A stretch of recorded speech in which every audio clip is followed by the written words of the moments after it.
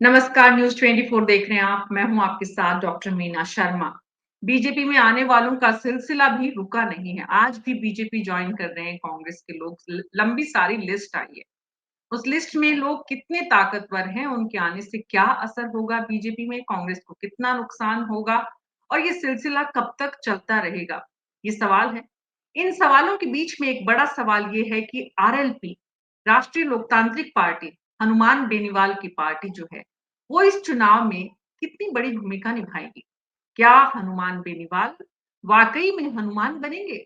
जिस तरह की राजनीतिक स्थिति इस वक्त राजस्थान की है और कौन-सी पार्टी के लिए वो हनुमान बनेंगे सत्ता में बैठने वाली पार्टी के मुखिया के लिए? ये एक बड़ा सवाल है। कोशिश करेंगे हम छोटे-छोटे पहलुओं को समझने की राजस्थान की राजनीति के हनुमान बेनीवाल के संदर्भ में। हमारे साथ जगदीश शर्मा जी हैं, श्याम सुंदर शर्मा जी हैं, दोनों वरिष्ठ पत्रकार हैं। डॉक्टर सुमित गर्ग प्रवक्ता कांग्रेस पार्टी के हैं और कृष्ण कुमार प्रवक्ता बीजेपी के हैं। आप सभी का बहुत-बहुत स्वागत। नमस्ते मीना जी। नमस्ते कृष्ण कुमार जानू जी। तो क्या नमस्ते मीना जी। कृष्ण जी ये सिलसिला अब कितने दिन तक और चलने वाला है? आप कांग्रेस पार्टी के लोगों से ही अपना घर भरेंगे? इधर से उधर और उधर से इधर ये तो चलता रहता है। कांग्रेस ने भी भाजपा के लोगों को अपने घर में बिठाया है, तो हमारा भी कर्तव्य बनता है हम भी उनको अपने घर में जगह दें।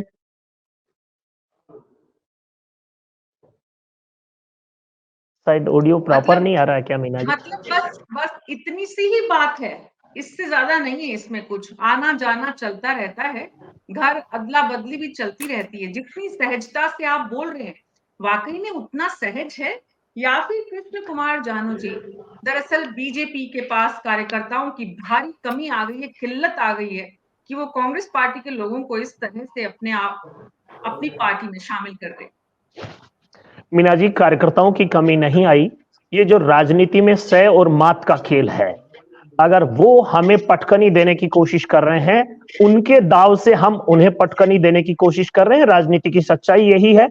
जो सिद्धांतवादी राजनीति है, दोनों ही पार्टियां जहां जहां सिद्धांत तोड़ेंगी, वहां वहां आम कार्यकर्ता को तो हर्ट होगा, लेकिन क्योंकि कांग्रेस के नहले पर दहला डालना जरूरी है और जिस प्रकार की राजस्थान की परिस्थिति है, उसमें इससे ज्यादा बेबाक शब्दों में कोई बात कहने की जरूरत शायद मुझे लगता मीना जी आपको है नहीं। बिल्कुल कृष्ण कुमार जानू जी, अच्छा लग रहा है। बड़ी ईमानदारी से आप साफ गोई से इस बात को स्वीकार कर रहे हैं कि शय और मात का ये खेल है and everything is fair in love and war.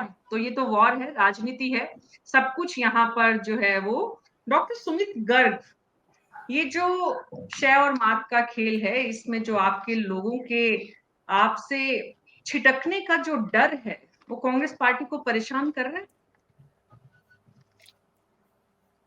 Audio on करिए अपना प्लीज डॉक्टर सुमित। नमस्कार। सबसे पहले तो आपको और आपके सभी दर्शकों को मेरी तरफ से छोटी दिवाली की नमस्कार, राम राम। मैडम, अभी बीजेपी के प्रवक्ता ये कह रहे थे शह मात का खेल है, हम नहले पे दहला डालना चाहते हैं, ऐसा कुछ नहीं। बेसिकली ये बीजेपी का चरित्र है और यहाँ से नहीं है, पूरे देश में यही चरित्र है कि दूसरों के लोगों को तोड़ना, सरकारें तोड़ना, लोगों को लेके आना और अपना उल्लू सीधा करना। हम किसी के पास भी, ये आपने शुरू में कहा कि हम कांग्रेस और बीजेपी में लोग आ जा रहे हैं, हमने किसी के पीछे ईडी नहीं लगाई, हमने किसी के पीछे सीबीआई नहीं लगाई, हमने किसी को लालच नहीं दिया। जो दुखी था, प्रताड़ित था बीजेपी से, वो हमारे पास आया और चूंकि हम एक लोकतांत्रिक पार्टी, हमने उसका स्वागत किया, लेकिन हमने किसी को जबरदस्ती नहीं लेके आए। जब दूसरी तरफ बीजेपी की बात करें, एक भी आज तक जितनी भी सरकारें थी, लोकतांत्रिक ढंग से चली हुई सरकार, चाहे वो गोवा की हो, चाहे मध्य प्रदेश की हो, चाहे महाराष्ट्र की हो, इन्होंने केवल और केवल ईडी, सीबीआई और धनबल पर तोड़ी है और यहाँ भी यही काम कर रहे हैं। इनकी ये बात आपने कहा साफ गोई से इन्होंने स्वीकार किया। मैडम, इनके पास स्वीकार करने के अलावा बचा ही नहीं। ये एक्सपोज हो चुके हैं पूरे देश में, जनता जान चुकी है कि बीजेपी के पास अपना कुछ नहीं है।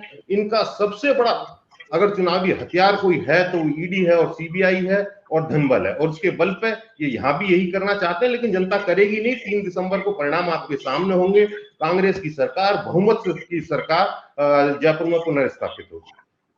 अच्छा डॉक्टर सुमित गर्ग, ये जो बीजेपी का चरित्र है, बीजेपी के इस चरित्र के साथ साथ आरएलपी की जो भूमिका है, इस वक्त बीजेपी के चरित्र के बाद भी आरएलपी का जो साथ है वो कांग्रेस पार्टी की तरफ दिखता है झुकाव, ऐसा है क्या? और कितना फायदा आपको लगता है इससे कि इस चुनाव में आपको हनुमान बेनीवाल कर पाएंगे? हनुमान जी की जहां तक बात है, वो इससे पहले बीजेपी के साथ थे। उनकी अगर कोई बात है तो वो बीजेपी से है, हमारे से उनका कुछ नहीं है। अगर वो नाराज हैं तो बीजेपी से नाराज है, साथ थे तो बीजेपी के साथ थे, ना तो हमारे साथ थे और ना हमसे नाराज हैं। अब जो भी फायदा नुकसान होता है पॉलिटिक्स में, अगर वो करते हैं तो बीजेपी को नुकसान करेंगे तो ऑब्वियसली हमें फायदा होगा, लेकिन हम उनके भरोसे नहीं है। हम अपनी नीतियों के आधार पर, अपनी योजनाओं के आधार पर चुनाव लड़ने जा रहे हैं। हमें कोई फर्क नहीं पड़ता कि आरएलपी सामने वोट काटने के लिए कोई खड़ा कर रहा है, कि बसपा को कर रहा है, कि कोई ओवैसी को लेके आ रहा है। हम अपनी नीतियों पे चुनाव लड़ेंगे और मेरे को नहीं लगता कि इससे हमें कोई नुकसान हो। जी, जगदीश शर्मा जी, इस चुनाव में हनुमान बेनीवाल की पार्टी कहाँ पाते हैं आप?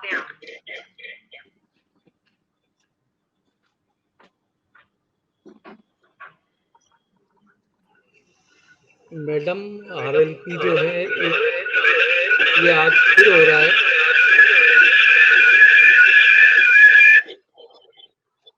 आप देख रहे हैं कुछ गड़बड़ है। ये कुछ तकनीकी परेशानी से हमारी टीम पिछले लगभग 48 घंटे से जूझ रही है, समाधान की कोशिशों में लगे। ठीक है, तो मैं ये कहना चाहता हूं कि आरएलपी जो है एक स्वतंत्र पार्टी है और उसको हनुमान बेनीवाल, जो कि एक छात्र नेता से राजनीति में आए थे, उन्होंने खड़ा किया है। पिछले बार भी चुनाव लड़े, पिछले बार बीजेपी के साथ थे, जिसमें कि लोकसभा की एक सीट उनको समझौते में मिली थी और वो सीट पे वो खुद जीते थे और पार्लियामेंट पहुंचे। बाद में जब किसानों का आंदोलन हुआ तो उन्होंने भारतीय जनता पार्टी से किनारा कर लिया, क्योंकि वो मानते थे कि किसानों की बात उठाना ज़्यादा जरूरी है बजाय कि पार्टी का सहयोग करना। फिर उनके 3 विधायक भी शायद चुने गए, तो वो भी इसी मुद्दे के ऊपर अलग हो गए। बाद में वो अशोक गहलोत की सरकार के नजदीक आए और अशोक गहलोत की सरकार को उन्होंने सपोर्ट भी किया। जब क्राइसिस का टाइम था अशोक जी के सामने, वो उन्होंने विश्वास मत हासिल किया विधानसभा में, तो आरएलपी के तीनों विधायक उनके साथ थे। तो अब ये आरएलपी जो है, अब एक कांग्रेस के साथ समझौता तो हो नहीं पाया, न कोई टिकट वगैरह बंटवारे में कहीं हिस्सेदारी मिली, लेकिन अब ये लड़ेंगे चुनाव लड़ भी रहे हैं। खुद हनुमान बेनीवाल जी भी लड़ रहे हैं और अपने बहुत सारे कैंडिडेट उन्होंने खड़े किए हैं। वो कैंडिडेट जो है कहाँ कितना रोल प्ले करेंगे ये देखने की बात है, लेकिन हनुमान बेनीवाल जी की ज्यादातर जो पॉलिटिक्स है वो जातिगत आधारित पॉलिटिक्स जिसको कहना चाहिए, तो वो उन्हीं इलाकों में अपने उम्मीदवार खड़े करते हैं जहां उनकी जाति के वोट अच्छे खासे होते हैं और जिनको मिलने की संभावना होती है। ये एक सबसे महत्वपूर्ण बात है। तो अभी देखेंगे। फिर इस बार उनका जो साथ हुआ है वो जो एससी मोर्चा है उसके एक नेता हैं चंद्रशेखर जी उत्तर प्रदेश के, उनके साथ उन्होंने समझौता किया है इस बार और मिलकर चुनाव लड़ने की बात की है। मिलकर चुनाव लड़ने में वो कितने सीटों पे लड़ रहे हैं और चंद्रशेखर जी की पार्टी या जो भी ग्रुप है वो कितनी सीटों पर लड़ रहा है ये अभी क्लियर नहीं है कुछ भी, लेकिन मिल रहे हैं और साथ ही मिलते हैं, साथ ही मंचों पे भाषण देते हैं, ये कुछ हम देखते हैं। हनुमान बेनीवाल मतलब बस इतना ही रोल प्ले करते हैं। अभी तक उनका जो 2 विधानसभा चुनाव से उनका जो और लोकसभा चुनाव से उनका क्रियाकलाप है, जिसको कहना चाहिए राजनीतिक गतिविधि है, वो इतनी है और वो वेस्टर्न राजस्थान के कुछ जिलों में अवेलेबल हैं, उनकी पहुंच है उस लेवल तक, बस इतना ही है मेरे हिसाब से।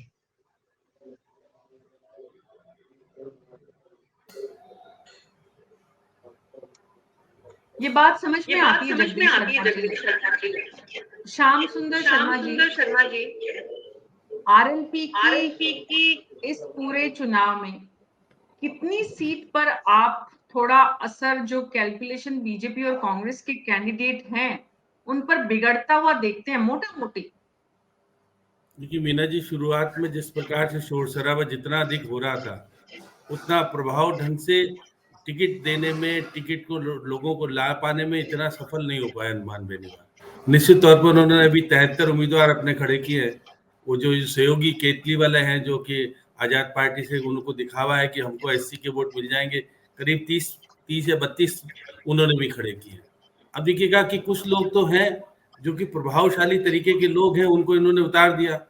अब क्योंकि किसके टिकट का, देखिए कभी कभी तो लगता है कि इन्होंने कांग्रेस के लोगों को लिया है और कुछ बीजेपी के लोगों को लिया है।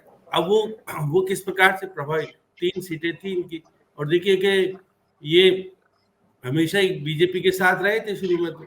और शुरू में आज जब चुनाव लड़ा था, देखिएगा 5 साल पहले जब इनकी पार्टी बनी थी, तो घनश्याम तिवारी इनके साथ थे। पहली बार देखा था कि आप देखिएगा कि मानसरोवर के मैदान में जब इनका गठन हो रहा था, बंसी बजाने के लिए घनश्याम तिवारी आए थे, लेकिन वो बंसी बजा करके निकल गए वापस। वो तो अपनी पुरानी कांग्रेस से होते हुए वापस बीजेपी में शामिल हो गए और आज राज्यसभा के सदस्य हैं।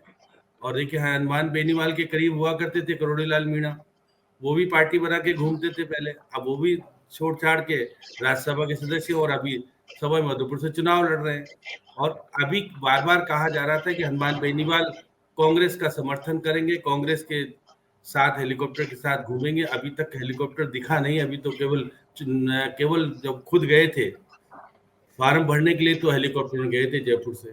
अब मैं देखिए सुमेश जी का सुन रहा था कि हम तो कुछ भी नहीं करते। अभी आपने देखिए मलिंगा जब इधर बीजेपी में गया था तो अभी आपने केस खोला है ना उनका, और अभी एफआईआर दर्ज करा करके उनके खिलाफ काम किया। तो सत्ता जिसके पास होती है उसका उपयोग करता ही है, उसको तो दोहराई नहीं है। आप भी करते हो उपयोग, और बीजेपी तो करेगी, क्योंकि बीजेपी पर जब है तो उसका सदुपयोग करना चाहिए। तो ये कांग्रेस कह दे कि हम तो कुछ नहीं करते।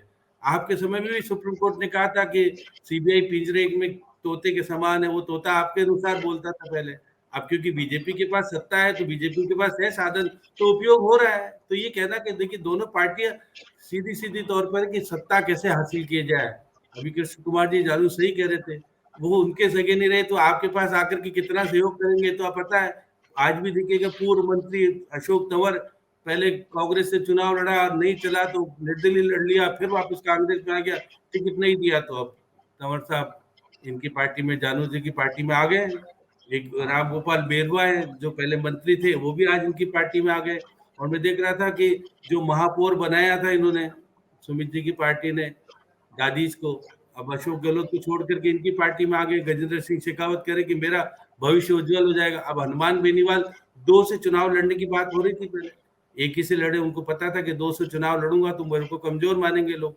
अब उनके 2 विधायक, अब उनके भाई को चुनाव नहीं लड़ाया जा रहा, क्योंकि भविष्य में वो जब लोकसभा का चुनाव लड़ेंगे तो अपने भाई को वापस से उपचुनाव लड़ाएंगे जिससे पहले लड़ा चुके। तो परिवार में नहीं चाहिए पार्टी की वो जो है खींवसर। अब खींवसर में दिखेगा जिस प्रकार से, देखिए बहुत सारे, अभी मैं देख रहा था कि जहां जहां अभी जैसे निवाई में खड़ा किया है, या देवली में खड़ा किया है, या पुष्कर में खड़ा किया है, मसूदा में खड़ा किया है, डीग में खड़ा किया है, जमा रामगढ़ में खड़ा किया है, नीम का थाना में, दूदू में, इस प्रकार से मैं देख रहा था 73 जगह इन्होंने उम्मीदवार खड़े किए हैं। निश्चित रूप से कहीं तो बीजेपी के बागी को ले लिया और किसी ने कांग्रेस के बागी को ले लिया।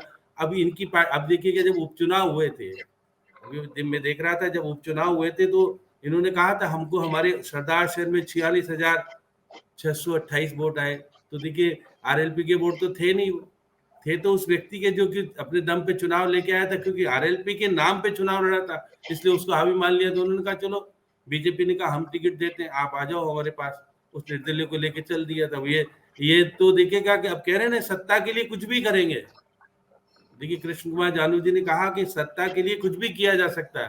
अब हनुमान बेनीवाल को जरूरत पड़ेगी तो हनुमान बेनीवाल को भी ले जा सकते हैं बाद में, क्योंकि देखिए सत्ता के लिए अगर परिस्थिति बनी तो, और कांग्रेस तो पर्दे के पीछे से कह ही रही है कि हम तो हनुमान बेनीवाल, अब देखिए हनुमान बेनीवाल को जो सहयोग देने वाली बात है, जो कहते थे कि हेलीकॉप्टर का खर्चा कौन देगा, कहाँ से पैसा आएगा, क्योंकि चुनाव में बहुत पैसा खर्च होता है। और आपने देखा सीमित दायरे में हनुमान बेनीवाल अकेला कितना जगह भागेगा दौड़ेगा।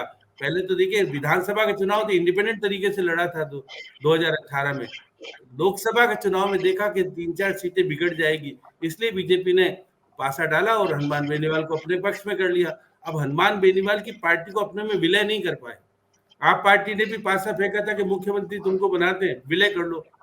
अब आप पार्टी का तो कुछ है ही नहीं, वो विलय कराना चाहते थे। अब बार बार बीजेपी चाहती थी कि हनुमान बेनीवाल हमारी पार्टी में विलय कर ले और उसको केंद्रीय मंत्री का पद भी देने की बात आई, लेकिन हनुमान ने कहा कि भाई पता नहीं क्या होगा, होगा नहीं होगा, कौन सा पद, कौन सा मंत्रालय दिया जाएगा, कुछ पता नहीं होता है, राज्य मंत्री बना लेने से कोई फायदा। लेकिन मौजूदा स्थिति में मैं कह सकता हूँ कि कुछ नागौर बेल्ट में, सीकर बेल्ट में या बीकानेर बेल्ट में, हनुमानगढ़ में कुछ जगह पर निश्चित तौर पर बीजेपी का नुकसान हनुमान बेनीवाल ज्यादा करेंगे। और ये तो लगता है कि हनुमान बेनीवाल की जो आप लोगों से करीब 24-20 मिनट की चर्चा है, उसमें 3 प्रमुख बातें हैं। एक तो ये कि बीजेपी में वसुंधरा राजे की खिलाफत करके हनुमान बेनीवाल अलग हुए और बीजेपी ने ही उन्हें सपोर्ट किया, बीजेपी ने ही उन्हें सींचा और बीजेपी की मदद से ही वो सांसद बने। हनुमान बेनीवाल की राजनीति जातिगत वोटों पर आधारित है। हनुमान बेनीवाल की राजनीति का इसके अलावा कोई दूसरा आधार या विजन नहीं है। तीसरी बात, हनुमान बेनीवाल जो है उन्होंने इस चुनाव में 2023 के चुनाव में दोनों तरफ अपनी टांग फंसाना जरूरी समझा है कि चाहे सत्ता किसी की भी आए, इधर भी उन्हें मौका रहे, इधर भी उन्हें मौका रहे। कृष्ण कुमार जानू जी, अगर ऐसी नौबत आती है कि पार्टी को सहयोग लेना पड़े तो हनुमान बेनीवाल का साथ भी साम दाम दंड भेद सब स्वीकार्य है। राजनीति में एक स्लोगन काम आता है कि जब जनादेश जैसा होता है, खंडित जनादेश में जनता के प्रति और कानून के प्रति कर्तव्य पालन करना राजनीतिक दलों का धर्म है। और इसकी आड़ में कांग्रेस ने जो परंपरा डाली थी अतीत में, वो परंपरा आगे भी काम करेगी, ऐसी मेरी मान्यता है। जिस प्रकार हनुमान बेनीवाल को सचिन पायलट को सलाह दे रहे थे कि आप स्वतंत्र पार्टी बना लो, आप हमारी पार्टी में आ जाओ, ये इस बात का संकेत है कि हनुमान बेनीवाल जितने वसुंधरा जी के विरोधी थे उतने गहलोत के भी विरोधी थे। अब क्योंकि राजनीति के समीकरण इस प्रकार के बन गए हैं कि हनुमान बेनीवाल जी को दोनों तरफ से डर सता रहा है, इसलिए वो अपनी दोनों टांगे दोनों दलों में फंसा के रखना चाहते हैं। अब ये तो बड़े राजनीतिक दलों के, बड़े संसदीय दलों का फैसला होगा कि हनुमान जी जैसे मौकाप्रस्त राजनीति का वो सहारा लेंगे, मजबूरी में लेंगे, जरूरत होगी तो लेंगे। अभी से उसकी घोषणा करना मीना जी मुझे नहीं लगता कि कोई तर्कसंगत बात होगी। नहीं, हम तो अभी संभावनाओं की बात कर रहे हैं कि इस राजनीति में संभावनाएं तो खुली रहती हैं। यस, वो तो आपने स्वीकार कर ही लिया, बिल्कुल। तो ये बात एकदम अब आपने स्पष्ट कर दी है कि भाई हनुमान बेनीवाल ने जो किया है वो सही किया है, क्योंकि रास्ते आपने खोले हुए हैं, संभावनाएं आपने उनके लिए भी छोड़ी हुई है और इन संभावनाओं पर ही हनुमान बेनीवाल की राजनीति जिंदा है। इन संभावनाओं के दम पर ही हनुमान बेनीवाल जातिगत राजनीति के दम पे एक राजनीतिक पार्टी खड़ी कर सकते हैं, 3 विधायक ला सकते हैं। आने वाले समय में इस चुनाव के बाद जो सरकार बनेगी उसके लिए तोल भाव की स्थिति पैदा कर सकते हैं। तो इस प्रदेश में लोकतंत्र की और देश में, बल्कि हमारे पूरे देश में लोकतंत्र की जो स्थिति है उसमें जो कांग्रेस और बीजेपी दोनों जिस व्यक्ति को मौका परस्त बता रही है, दोनों जिस व्यक्ति को कई तरह की यहाँ पर उनके विश्लेषण हो रहा है उनके बारे में, उनकी राजनीति के बारे में, लेकिन दोनों दबी जुबान में भीतर से एकदम तैयारी के साथ है कि जरूरत जिसको पड़ेगी वो हाथ थाम लेगा। डॉक्टर सुमित, आप भी सहमत हैं कृष्ण कुमार जानू जी की बात से?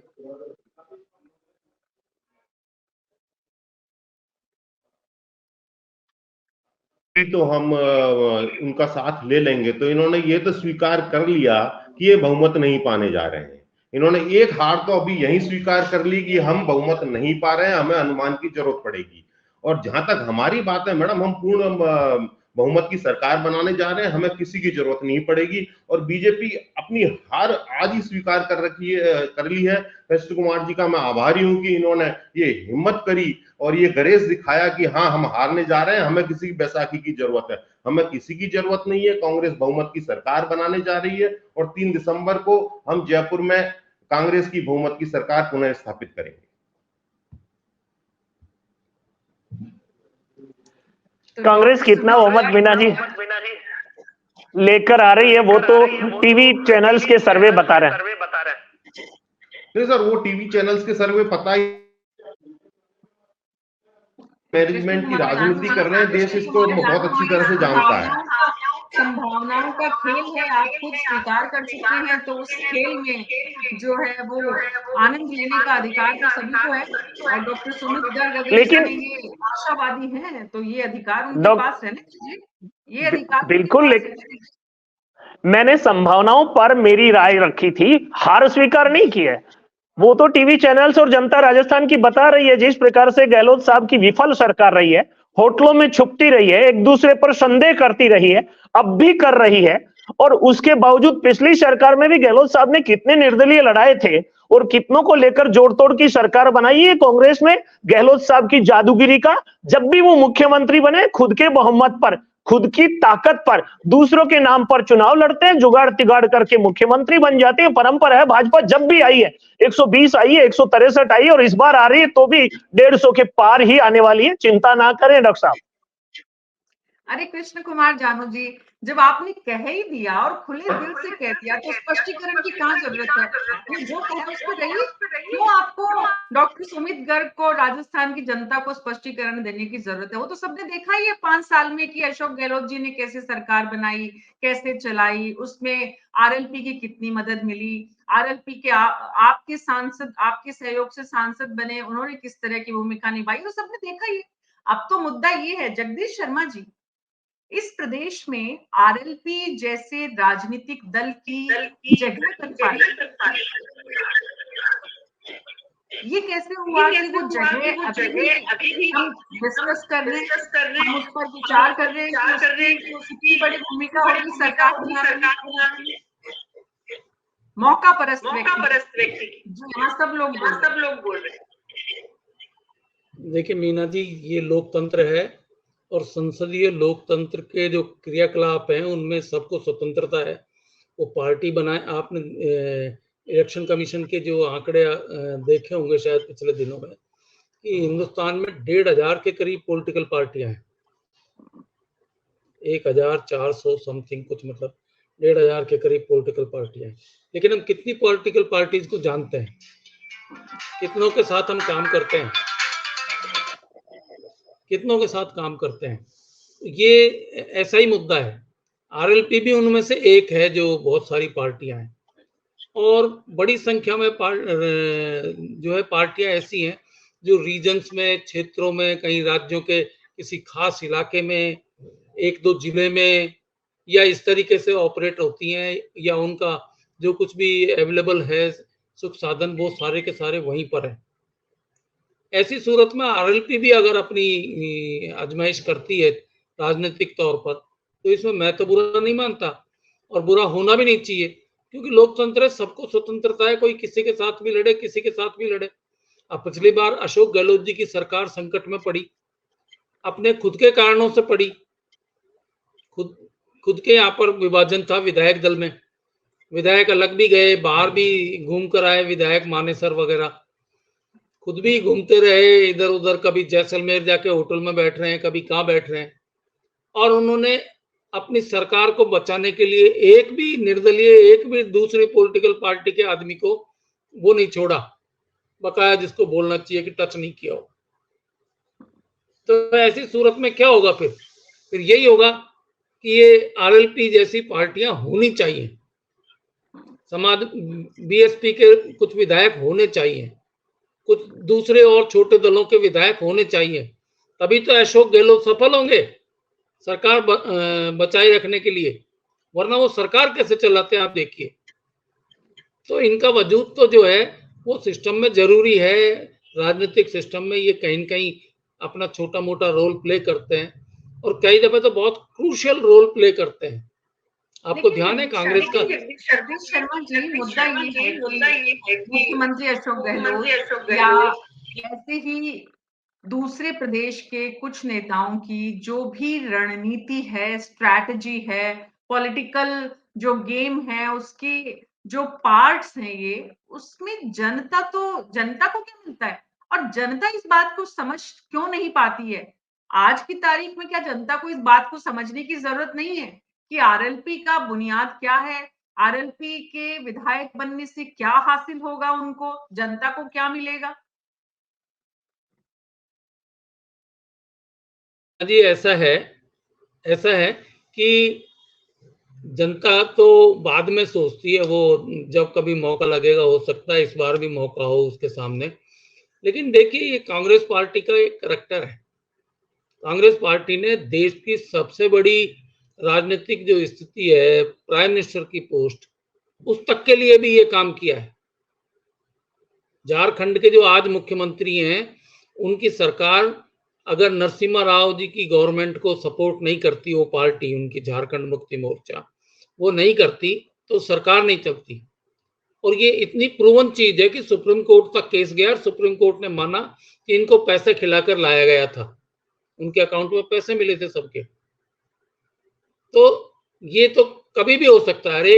एक जो है अटल बिहारी वाजपेयी की सरकार थी, जो एक वोट से गिर रही थी, उनको मालूम था कि एक वोट से गिर रही है, उस सब के बावजूद उन्होंने एक आदमी को बाहर से खरीदने तोड़ने की कोशिश नहीं की, वरना वो सरकार वो भी बचा सकते थे। तो ये वो लोग हैं जिनको नैतिकता के ऊपर बात करने की जरूरत नहीं है कि राजनीति में नैतिकता और सुचिता को कितना ध्यान दिया जाए, कितना चलाया जाए, कितना सोचा जाए। ये लोग हैं जो अवसर के हिसाब से पॉलिटिक्स करते हैं, अवसर के हिसाब से ही अपना समर्थन और देना और वापस लेना, ये दोनों चीजें होती हैं। अब एक बार पहली बार हनुमान बेनीवाल सांसद बने, उसमें भी उन्होंने 2 पार्टियां देख ली। तो क्या किया जाए ऐसे ये लोकतंत्र में। लेकिन हमारे यहाँ संविधान में ये परमिशन है कि इस तरह की पार्टी बनाकर आप जनता के बीच जा सकते हैं, वोट मांग सकते हैं। अगर आप जीतते हैं तो आप सरकार में भागीदारी भी कर सकते हैं, अपोजिशन में बैठ सकते हैं। अपोजिशन में बैठना भी एक तरीके की सरकार में ही बैठना है। तो ये हमारे यहाँ करैक्टर है। और बड़ी संख्या में, इसीलिए कह रहा हूँ, करीब 1,500 पॉलिटिकल पार्टियां अगर रजिस्टर्ड हैं, तो वो क्या करती होंगी, आप अंदाजा लगाइए। जी बिल्कुल। ये सब काम करती हैं। इसीलिए हम समझने की कोशिश कर रहे हैं कि वो 1,500 जो पॉलिटिकल पार्टीज हैं, उनमें से आरएलपी भी एक है। सौदेबाजी की जो राजनीति है, उसको अगर बढ़ावा मिलता है इस तरह के राजनीतिक दलों के होने से। श्याम सुंदर शर्मा जी, सवाल ये है कि आरएलपी का योगदान क्या है राजस्थान की राजनीति में? देखिए मीना जी, अब मैं देख रहा था अभी चुनाव में अशोक गहलोत के खिलाफ आरएलपी ने चुनाव नहीं, किसी उम्मीदवार को नहीं उतारा, वसुंधरा राजे के क्षेत्र में नहीं उतारा, सचिन पायलट के क्षेत्र में नहीं उतारा, और तो और आप देखिए दिव्या मदेरणा आपस में करार चलता है, वहां पे नहीं दिया उम्मीदवार, ज्योति मिर्धा के यहाँ नहीं दिया आरएलपी का। तो इन्होंने जातिगत आधार पर बड़े नेता जहां पे खड़े हैं और जहां पर लगता है कि भाई जाटों के खिलाफ मेरा उम्मीदवार खड़ा हो गया तो मैं विरोधी हो जाऊंगा, तो मेरे जाट वोट कट नहीं जाए, तो उन्होंने बड़ा ध्यान से ऐसी जगहों पर उम्मीदवार नहीं उतारे जहां विवादित हो, उम्मीदवार वही उतारे जहां पर कि लगे कुछ मिल जाएगा, कुछ हो जाएगा। इसलिए देखिए, पहले कहा जा रहा था हम 200 सीटों पे चुनाव लड़ेंगे, 200 सीटों को छोड़ करके मैं तो देख रहा था 73 पे चुनाव, 40 सीटें ऐसी है जहां की जाट का बहुल्य है राजस्थान में, और उन पर वहां पर निगाहें हनुमान बेनीवाल की है कि कहीं कहीं जहां पर हम जीत सकते हैं, जैसे खीवसर में खुद उतरे हैं, वो उनकी परंपरागत सीट हो गई है, निर्दलीय भी जीते हैं वहां से, बीजेपी के होके भी जीते हैं, आरएलपी के भी होके जीते हैं। तो हाँ, वहां पर जिस तरह से माहौल है और युवाओं को लेके साथ चलने का जो है, अब लोकतंत्र में 3 अगर विधायक जिता के लाते हो आप, तो है ना, किसी पार्टी का तो बहुत बड़ी राष्ट्रीय पार्टी के भी लोग नहीं है 3 जो कि नहीं जीत के आ पा रहे हैं, तो और राजस्थान में 70 पार्टियां करीब चुनाव लड़ रही है, राजनीतिक पार्टियां, जो मैं देख रहा था, अलग अलग छोटे मोटे जो दल है। लेकिन हनुमान बेनीवाल ने निश्चित तौर पर जो 5 साल में संघर्ष करके जो अपना स्थान तो बनाया है, कुछ ऐसा नहीं कि बिल्कुल अस्तित्वहीन है और कुछ कर ही नहीं पाएगा। इसलिए मैं कह सकता हूं कि कहीं कहीं बीजेपी को नुकसान बड़ा पहुंचाएगा।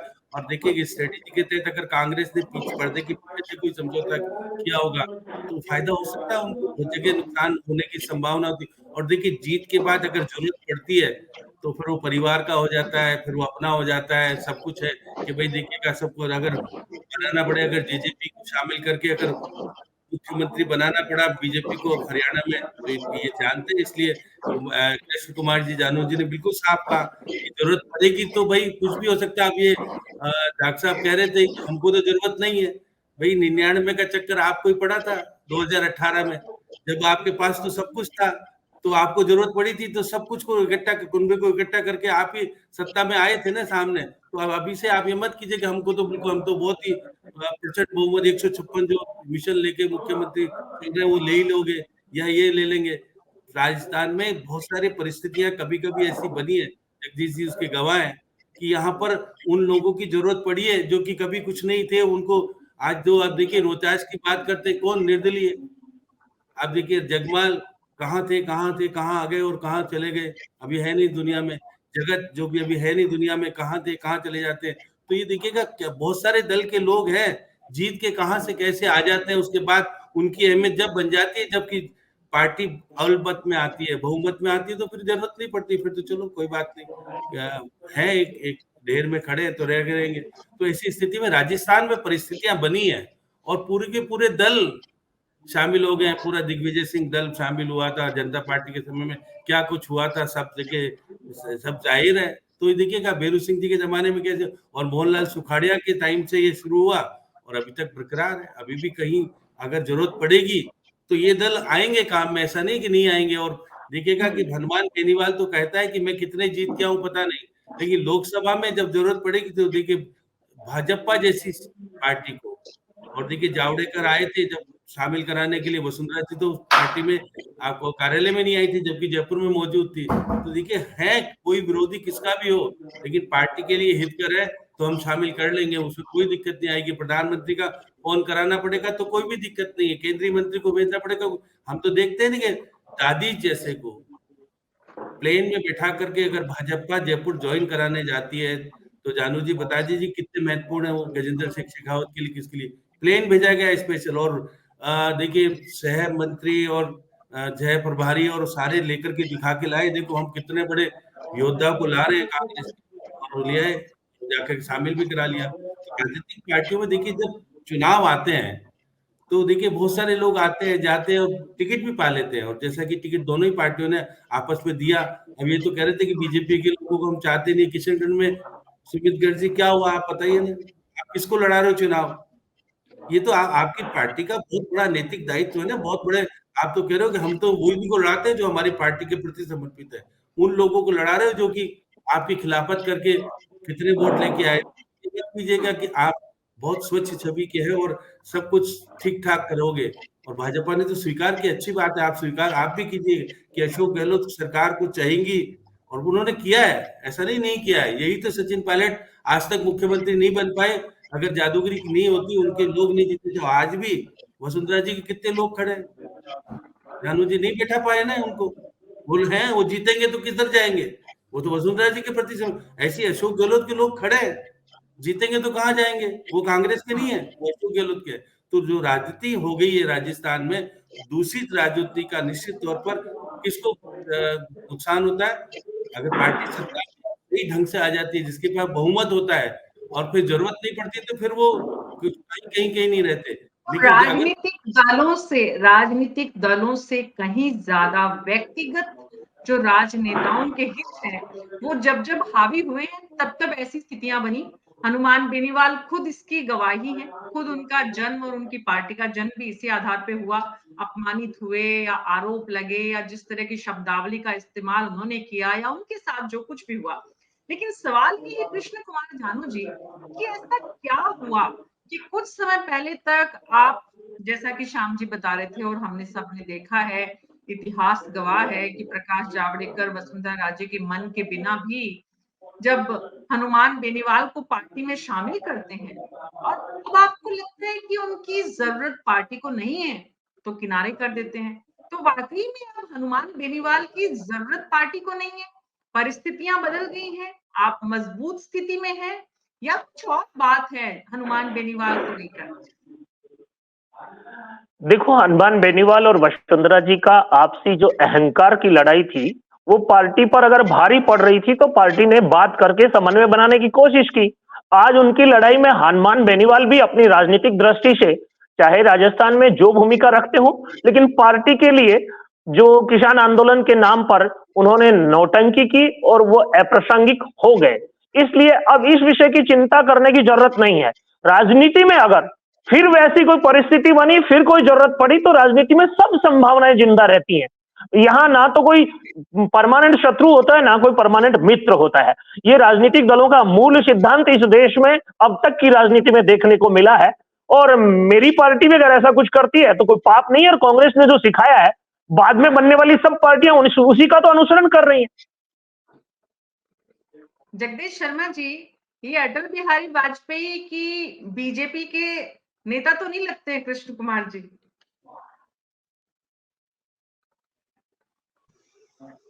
नहीं, ये मुझे लगता है कि देश की राजनीति के चरित्र को बहुत अच्छे से समझते हैं। खासकर राजस्थान की राजनीति के चरित्र को जो है कृष्ण कुमार जी इतना अच्छा जान गए हैं, इसलिए उन्होंने अभी मना भी नहीं किया है और छोड़ा भी नहीं है और स्वीकार भी नहीं किया एक तरीके से, जिसको कहना चाहिए।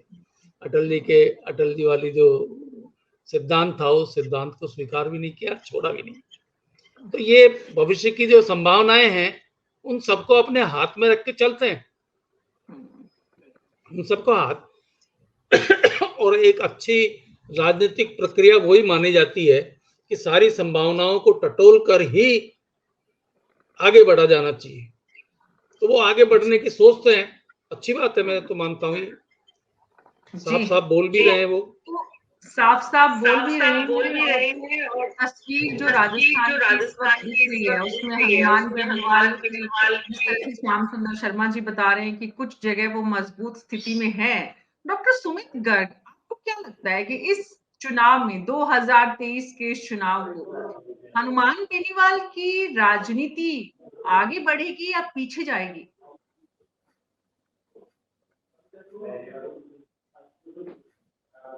ऑडियो डॉक्टर साहब, ऑडियो अपना ऑन करिए। मैडम, दोबारा मैं कृष्ण कुमार जी की साफ गोई का उन्हें धन्यवाद देता हूं, साधुवाद देता हूं। उन्होंने शुरू में अपने एक शब्द में बोला कि हनुमान बेनीवाल और वसुंधरा के अहंकार की लड़ाई।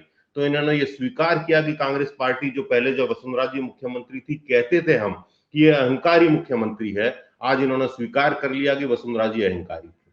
पहली बात मैडम। दूसरी बात, आपने जो ये बार बार कह रहे थे एमएलए का हमारा, तो मैं बता दूं कि हमें हमारे एमएलए से डर नहीं। एमएलए हमारे हैं, लेकिन हमें डर किस बात का है कि हम नहीं चाहते कि कर्नाटक हो जाए, हम नहीं चाहते कि गोवा हो जाए, हम नहीं चाहते महाराष्ट्र हो, हम नहीं चाहते मध्य प्रदेश हो, हम नहीं चाहते अरुणाचल की तरह लोकतंत्र का चीरहरण ये कर पाए। इसलिए हम इनसे, इनकी एजेंसियों से और जो संवैधानिक संस्थाओं का ये दुरुपयोग करते हैं, उससे अपने लोगों को प्रोटेक्ट करने का काम किया हमने। इसके चलते हमने अपनी सरकार बचाई।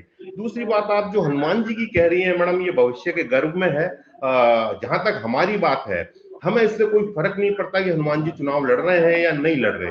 लोकतंत्र में पार्टी बनाने का, चुनाव लड़ने का सबको अधिकार है। हनुमान जी भी लड़ रहे हैं। हनुमान जी पहले इनकी बी टीम हुआ करते थे, इनके साथ हुआ करते थे। इनके और उनके बीच में आज क्या है और क्या नहीं है, ये आने वाला समय बताएगा। हमारी जहां तक बात है, कांग्रेस पार्टी पूर्ण रूप से अपनी योजनाओं पे, अपनी विचारधारा पे को लेके कटिबद्ध है और उसको लेके हम जनता के बीच में हैं और हम पुनः लोकतंत्र में जनता के बीच जा रहे हैं। और ये उम्मीद करते हैं कि हमारी सरकार ने, कांग्रेस की सरकार ने, माननीय अशोक गहलोत जी की सरकार ने 5 साल जो काम किए उस पर हमें पुनः आशीर्वाद मिलेगा और हमें किसी की जरूरत नहीं पड़ेगी। जगदीश शर्मा जी, हनुमान बेनीवाल की पार्टी और हनुमान बेनीवाल की खुद की सीट, उनकी खीमसर की सीट पर इस वक्त तस्वीर जो है वो कैसी देखते हैं? बड़ा दिलचस्प रोमांचक मुकाबला है इस बार।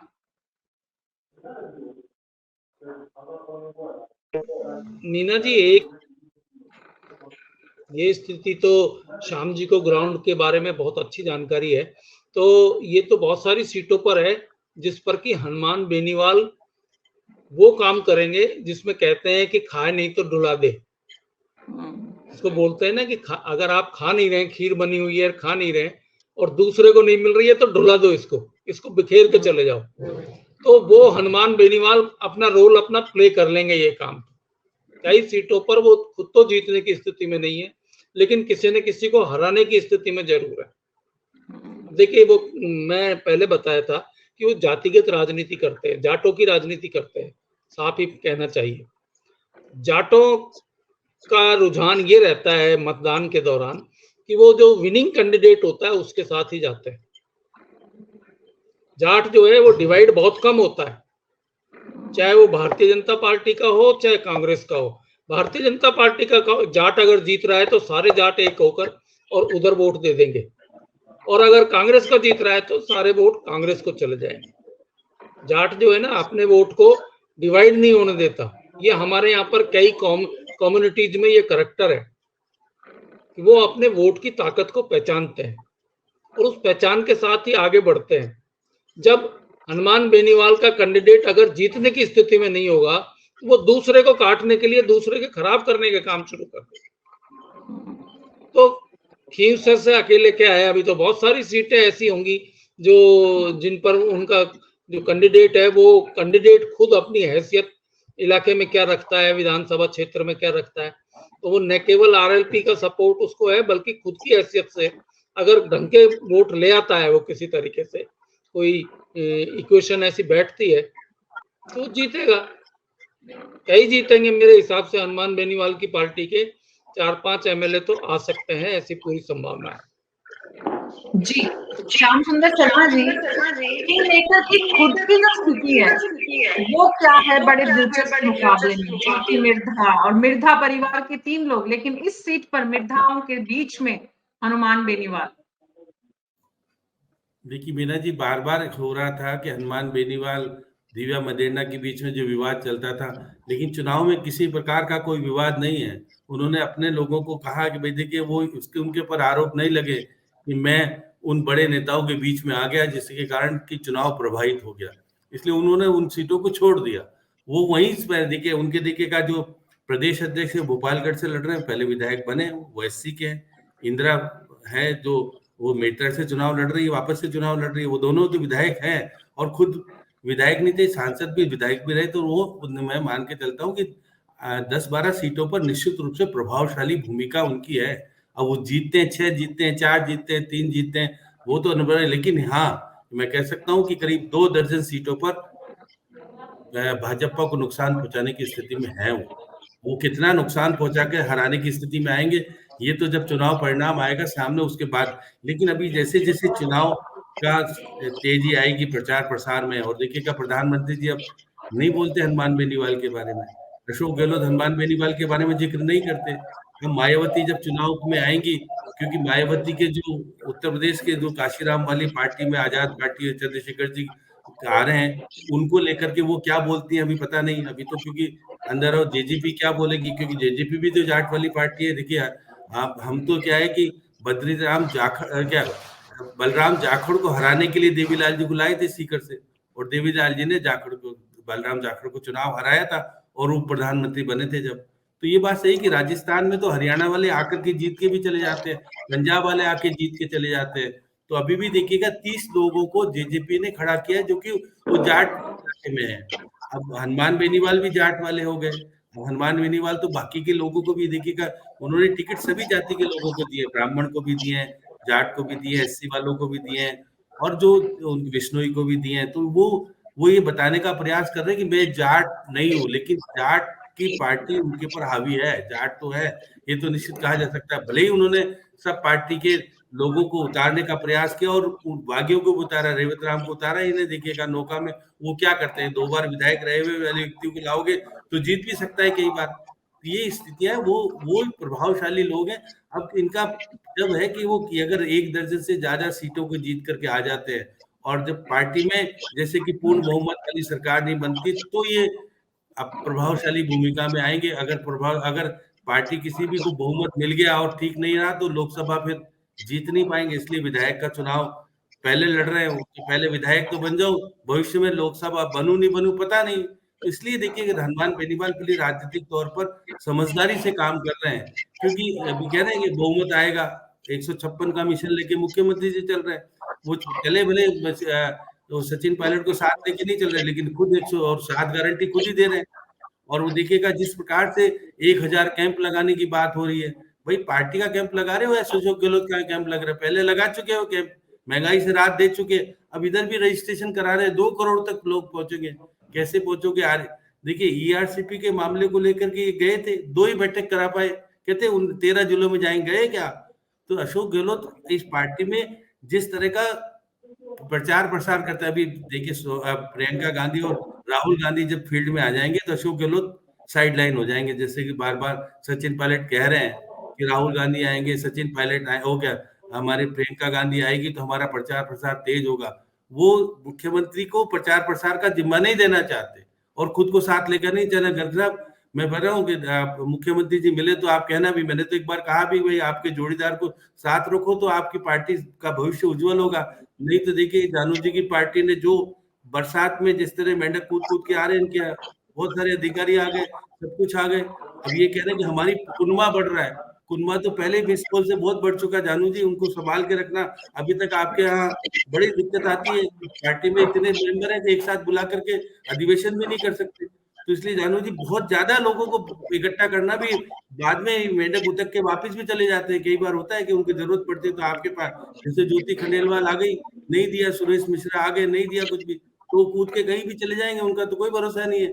आप इसलिए श्याम जी जानू जी तो पहले ही कह चुके हैं कि राजनीति में शह मात का खेल है, सब कुछ जायज है। तो ज्योति खंडेलवाल और सुरेश मिश्रा की राजनीति एक तरह से अगले 5 साल के लिए इन्होंने जिस दिशा दे दी है वो काफी जो है वो दिलचस्प है। और ये जो दोनों नेता जो राजनीति के तेज खिलाड़ी बनने की चाहत में थे वो दोनों पीछे चले गए हैं। बहरहाल मुद्दा ये है कि सरकार बीजेपी बनाती है तो क्या पता इनको कुछ बोर्ड में कहीं कोई जगह मिल जाए अगर बीजेपी की सरकार बनती है। बहरहाल मुद्दा ये है जानू जी, कृष्ण कुमार जानू जी, जो हनुमान बेनीवाल की सीट है, हनुमान बेनीवाल जहां खुद चुनाव लड़ रहे हैं, वहां पर आपकी कद्दावर नेता की स्थिति क्या है? आप क्या मानते हैं हनुमान बेनीवाल को आप कितना मुकाबला दे रहे हैं वहां पर? भारतीय जनता पार्टी पूरे राजस्थान में शिद्दत से चुनाव लड़ रही है। हनुमान बेनीवाल की सीट पर भी आप देखेंगे तो कांग्रेस की बी टीम बनकर हनुमान बेनीवाल अभी कुछ सीटों पर खेल खेल रहा है। पहले वो बी टीम भाजपा की, जैसा अभी डॉक्टर साहब बता रहे थे कि भाजपा की बी टीम थे, आजकल उन्होंने उनको अपनी बी टीम बना लिया है। कुछ स्थानों पर हनुमान बेनीवाल नुकसान करने की स्थिति में रहेगा, वो डिवाइड भी करेगा, लेकिन जनता के मानस को प्रभावित नहीं कर पाएगा। और जैसा अभी बता रहे थे शर्मा जी कि राजस्थान में जिस जाति की हनुमान बेनीवाल राजनीति करते हैं वो जाति अंत में जीतने वाले के साथ जाती है। अगर वहां पर हनुमान जीतते हुए दिखेंगे तो निश्चित रूप से हमें टक्कर में नहीं रखेंगे, लेकिन जिस प्रकार का राजस्थान का राजनीतिक सिनेरियो और परिवेश है, जनता में जिस प्रकार का नैरेटिव है, अशोक गहलोत के खिलाफ जिस प्रकार की नेगेटिविटी है, उससे स्पष्ट लगता है कि भाजपा की सरकार आ रही है तो निश्चित रूप से जो जाति है ये भी भाजपा के साथ चलती हुई दिखाई देती। डॉक्टर सुमित गर्ग, हनुमान बेनीवाल की सीट पर आपके कैंडिडेट की क्या स्थिति पाते हैं आप? ऑडियो ऑन करिए डॉक्टर साहब। ये आपकी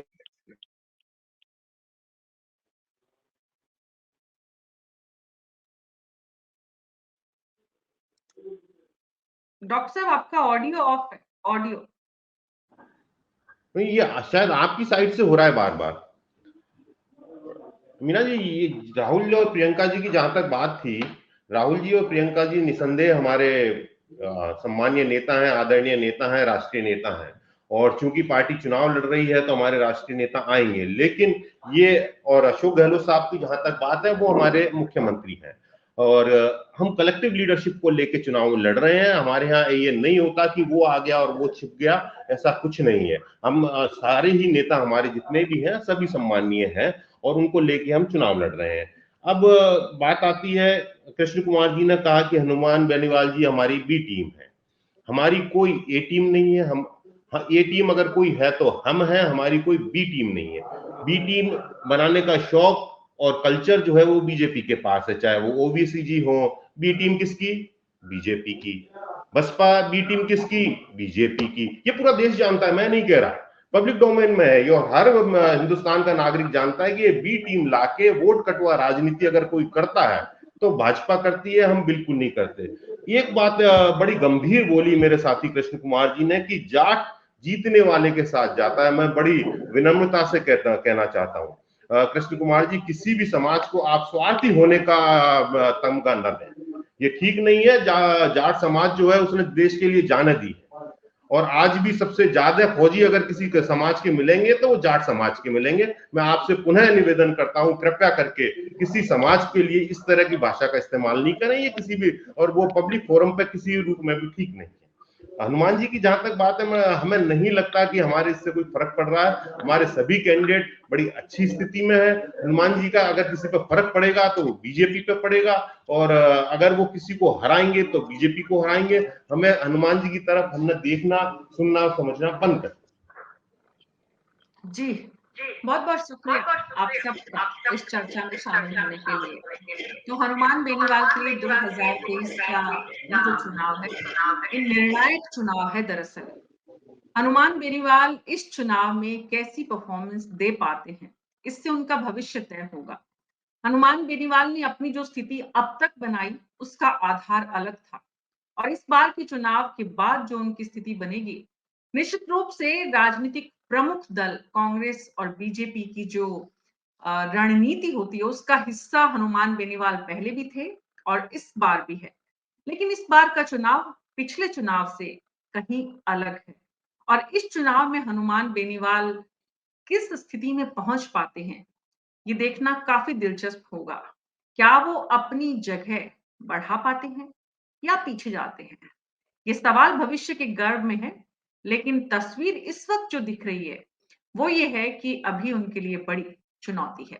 इस चुनौती को वो कितना पार पाते हैं, ये आने वाले 15 दिनों में और लगातार उसको हम करीब से देखेंगे। आप तक लेकर आएंगे जो तस्वीर दिख रही है। आपकी जो सुझाव है, वो आप हमसे जरूर साझा करें। हमारे फेसबुक और यूट्यूब चैनल पर आप अपने कमेंट्स के जरिए बताएं कि आप क्या सोचते हैं राजस्थान की राजनीति में जो कुछ चल रहा है, ग्राउंड की रियलिटी आपको क्या नजर आ रही है। न्यूज़ 24 पर आज मेरे साथ इतना ही। एक बार फिर से आप सबको दीपावली की अग्रिम शुभकामनाएं। कल दिवाली, आप शुभमय हो, दीपोत्सव आप अच्छे से परिवार के साथ खुशी खुशी मनाएं। इसी के साथ नमस्कार।